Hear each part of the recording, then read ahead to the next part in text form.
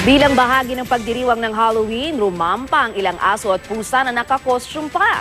Mga maligno at zombie naman ang bumida sa Luneta at Baguio. Narito ang report. Huwebes pa ang Halloween pero sa Luneta, iba't ibang maligno at engkanto na ang nagkalat kagabi. Pero hindi mga tindig balahibo, kundi mga nakakatakyot. Tulad ng mga vampira, multo, mangkukulam. Siyempre pa, mga engkanto at engkantada. Mga chikiting sila na nag-costume para sa Fright Night ng Rizal Park.